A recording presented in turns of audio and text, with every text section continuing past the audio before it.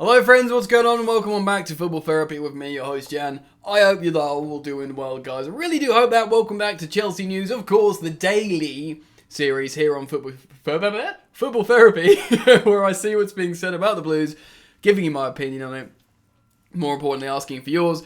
Lots to discuss today, dear friends. Reports coming out from not so reputable source, the Daily Star, suggesting Mason Mount prepared to leave Chelsea. Ugh. This is Chelsea News. I do react to headlines. I will be reacting to that headline and giving you the quote from a so-called insider at Chelsea. We'll also be talking about Jorginho's injury, perhaps striker Pulisic as an option going forwards, and also a word on Solskjaer being sacked in Chelsea to face a Solskjaer-less Manchester United. So lots to get into in today's video. Make sure you stick around till the end, and I'd urge you guys, of course, to subscribe if you're new to the channel. Drop a like if you want to show your support. That really does mean a lot, you guys interacting, dropping likes. Thank you very much. And to those of you who are newly subs and old subs, please do make sure that all notifications are turned on with that bell icon to make sure you guys are kept up to date. First of all, Ole Gunnar Solskjaer has been canned by Manchester United following a 4-1 defeat. It's a long time coming, ladies and gentlemen. He looks clueless. He has looked clueless for a long, long time. Not so much a huge news story in terms of Chelsea, but of course, what's their next Premier League game? It's Chelsea. So, new manager bounce? Well, Michael Carrick will be in charge, so not that much difference. Maybe the fact how, tactics and approach might be different. There might be a revitalisation there in Chelsea's opposition. I would have preferred Solskjaer to stay for one more game. So would probably many of you. But the truth is, he's gone, and there will be some sort of shift on the training pitch, maybe a shift in personnel. Cavani might be brought back in, which is what I fear. He's a sensational player. So we'll have to see what happens there. Ole, no longer at the wheel, ladies and gentlemen, and Chelsea are to be their first test without the Norwegian footballing legend to Manchester United. So anyway, let me know your comments on that down in the comment section below, what you think they'll be like or how they will perform against Chelsea Football Club in their first fixture in the post-Solskjaer era. So I'm going to talk about Mason Mount in a moment and striker Pulisic at the end, because that's a really interesting talking point that many Chelsea fans and indeed football fans are referencing at the moment. Jorginho, though, of course, he came off in our last game against Leicester. 3-0 win to the Chelsea, of course. Looked like a hamstring, maybe. Turns out it's not that bad of like a muscular injury, or indeed it's not a muscular injury, so saith the Chelsea manager, Thomas Tuchel. It was a cramp, so that's okay. You know, just come back from international break, done a lot of running, done a lot of travelling, an intensive Premier League game when you come back. Often can be strenuous on the body and induce cramp later on in the game. So that's good. Thomas Tuchel reckons he'll be definitely available for Juventus. So that's massively positive news for Chelsea.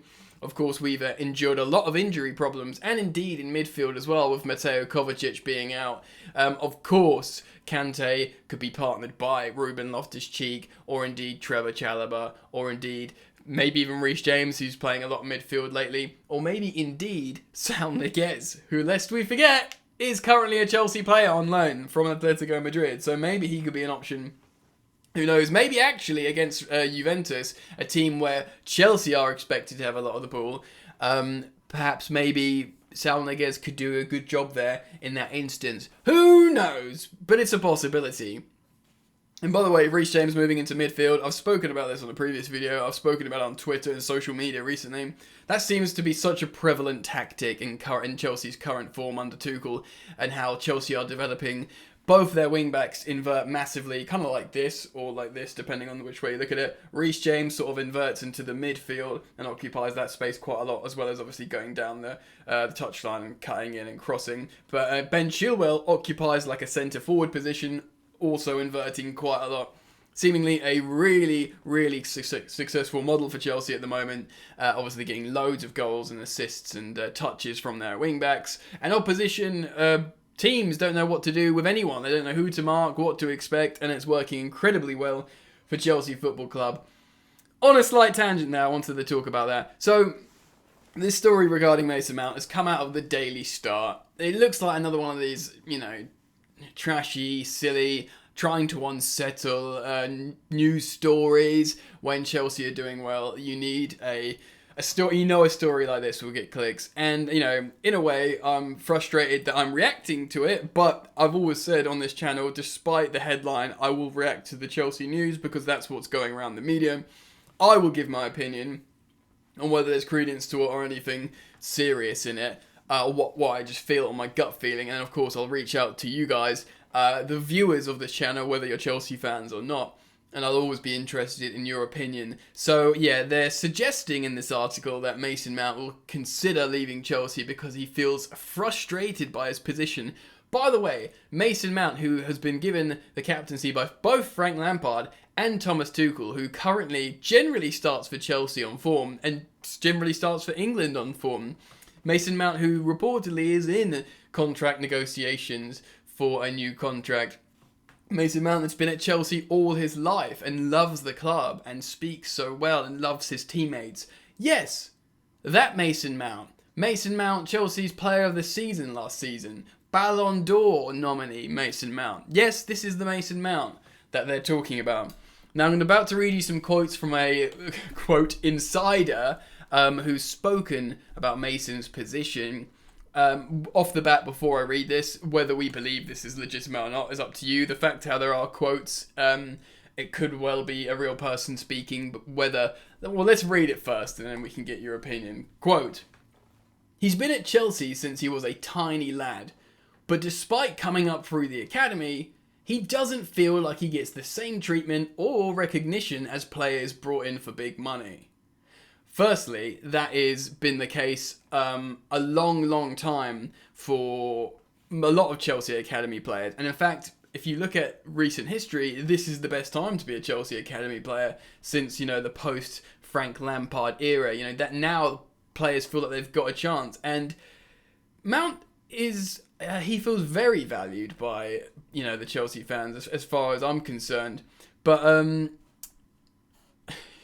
yeah, I'm not going to read too much more of this article. I think it's absolute trash. But it's basically saying some of the, perhaps foreign guys that come in, they get paid a lot of money that perhaps don't perform to the level of the intensity of the Premier League, get higher recognition. But I don't necessarily think this is the truth of how Mason Mount feels. I've seen a lot of people react to this who are perhaps closer to Mason Mount. They'll say that are closer to Mason Mount than I am. I was about to say perhaps closer than I am. I'm not close to Mason Mount at all.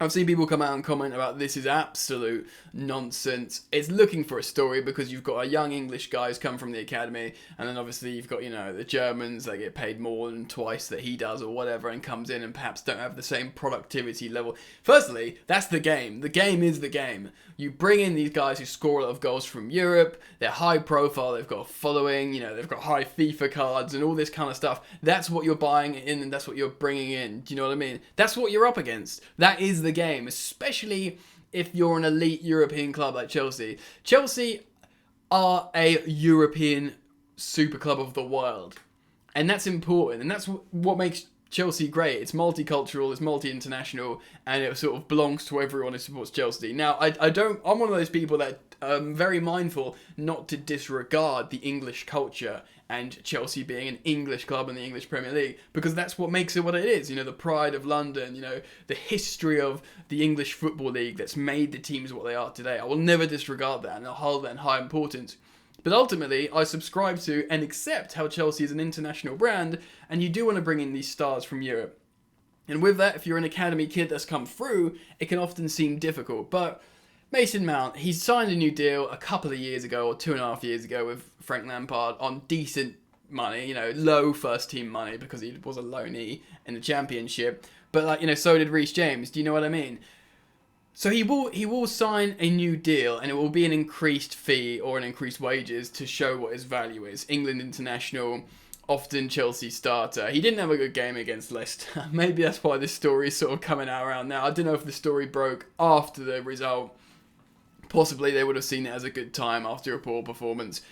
But for me, Mason Mount is an absolute professional and demonstrates that all the time, on and off the pitch. And I think he loves being at Chelsea and probably appreciates him being this good as part of being Chelsea as well. I don't think you drop Mason Mount in like, well, I know he's a good player and he's a manager's dream on, quote, which people always call him. But I think Chelsea is by far and away the best place for him. And I personally think this story is nonsense. Let me know what you guys think. Comment down below on those quotes. There are more parts of the quotes that say he would consider going elsewhere due to feeling frustrated about the foreign players. So yeah, let me know what you think about that. Let's move on and talk about something a little bit more positive. Speaking of foreign players, Kai Havertz and Christian Pulisic, Chelsea's two recent striker options in the absence of Romelu Lukaku, of course, who started team training today, hopefully, we're to believe. Kai Havertz isn't done badly. He's scoring for Germany, scored the odd goal for Chelsea. Again, much like Mason Mount, those two probably were the poorest performers against Leicester. And it was frustrating for Kai Havertz because he can do better. And I am a Kai Havertz super fan in terms of believing in his ability. I watched him a little bit for Leverkusen and in Germany. And when he first came to Chelsea, he certainly had amazing moments for Chelsea. And I'm not even talking about the Champions League goal, winning goal. I'm talking about like just demonstration of ability on the pitch. Great player.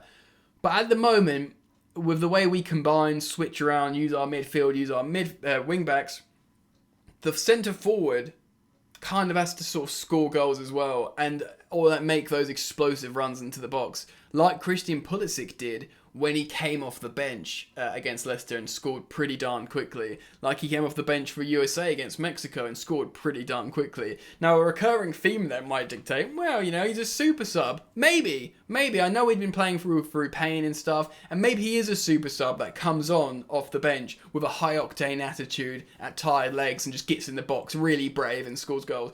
And maybe that's the case. And if so, great. What an asset to have. But I pose the question, should we give him the chance for 90 minutes to try and do that at the beginning? Get a goal, get an assist, get a couple of goals. Who knows, it can happen. Remember when he came back after lockdown under Frank Lampard? He was absolutely sensational up front. Granted, he was playing like left wing, but why not play down the middle and occupy that central channel and try and score goals? I think he's played a striker for Chelsea a couple of times, like a false nine. Give him another chance. Thomas Tuchel absolutely thinks about playing that sort of false nine role. He talks about when Kai Havertz plays it, it's more of a conventional nine, like a bit closer to Lukaku because he's tall and brave in the air. And he thinks, well, he's actually closer to a normal striker than a false nine. But obviously, when you play Christian Pulisic, you're very much leaning towards the false nine model. And I think Thomas Tuchel would consider that with Christian Pulisic. Anyway, I just wanted to put it out there. Whether, Juventus would be the game for him to do that, I'm not so sure. It might be, who knows? Lukaku's not back yet. He might be back for Manchester United. You can bet your bottom dollar that Romelu Lukaku will want to be back for Manchester United, especially like a managerless Manchester United. Although he probably would have preferred it if Ole Gunnar Solskjaer was still there, because he's the guy who sold him, of course. So he probably would have wanted to sort of show him. But maybe it's better for Chelsea. Maybe he won't have that agenda in the back of his mind, like, gotta show Solskjaer. And he can just play his natural game rather than having that, chip on his shoulder. Who knows? Lukaku might be back for United, maybe not. But that could be one, even 2 games without Lukaku still. Who do you play down the middle? Do you continue with Kai Havertz? Or do you give Christian Pulisic that chance? Let me know your thoughts down in the comment section, because by the way, he does look great as that impact sub. And there's no shame in being a really good impact sub, and especially if it works.